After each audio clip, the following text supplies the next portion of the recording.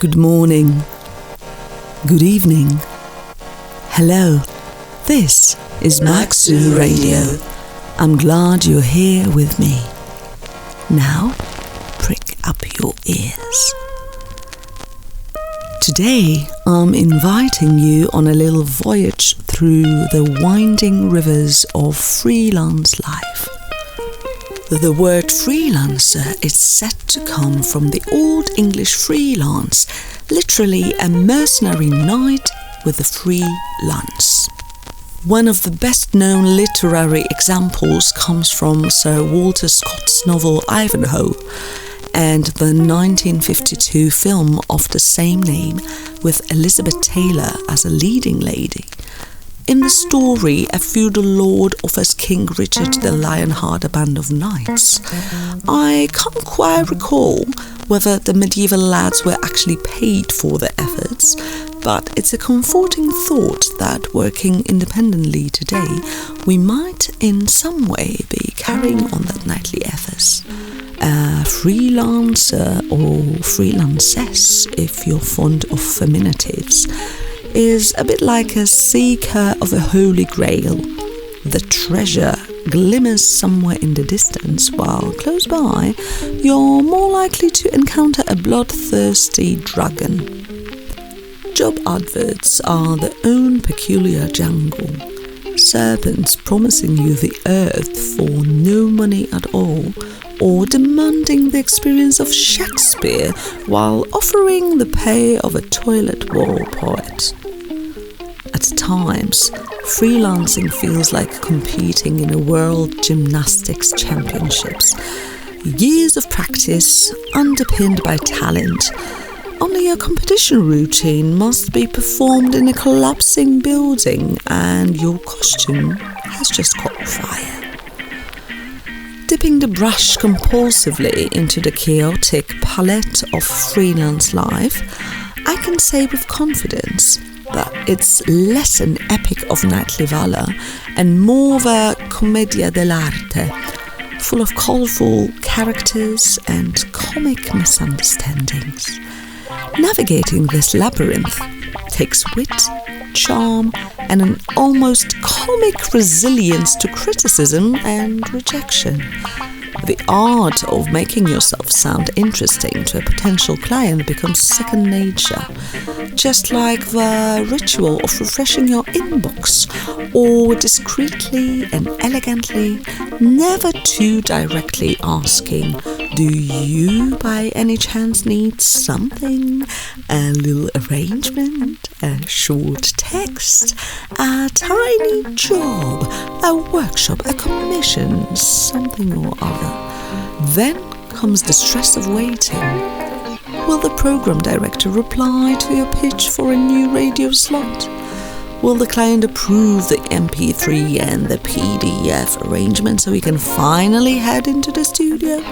Nah, it's just another spam message from a food delivery service, or yet another note from a well-meaning friend asking whether you found a proper job already. Freelancers in the creative trades are surrounded by a strange aura of mystery. I've no idea why. The work is often piecework, practically assembly line stuff.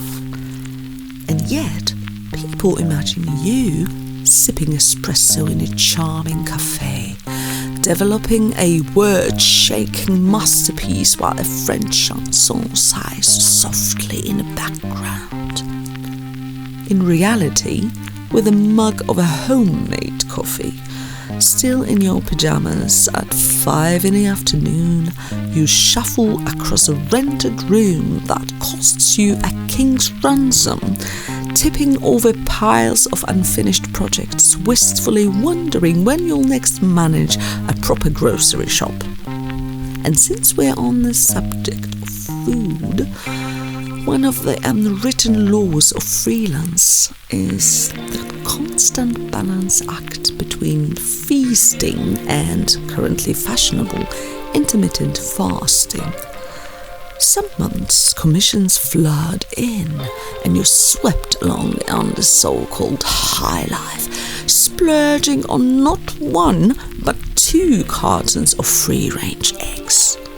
Other months you're counting the calories in a packet of instant noodles. Not many, but the MSG, monosodium glutamate, does a fine job of persuading your brain you've just enjoyed a noble meal. Freelancers are a curious species. People say we thrive on inspiration that tends to strike between 2 and 5 in the morning. Deadlines, meanwhile, laugh in the face of our nocturnal creativity and daytime stupor, leading to that peculiar dance of productivity and procrastination. It's an art form in itself. Someone should write songs about it. And yet, despite the carnival of difficulties, there's something magical in it. We embark on a journey through ourselves, when each project is a new adventure and each client a fresh challenge. This path is not for the faint-hearted, but we, armed with ideas, seldom pine for the orderly life in the office.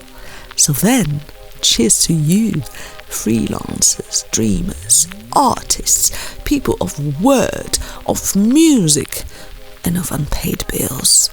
May your inboxes forever be full of happy clients. May your deadlines remain blessedly elastic, and may your creative fire never be extinguished. May invoices be paid quicker than expected, and may tax returns be merciful upon us. Let us create and revel in the never-ending tide of splendor and cash.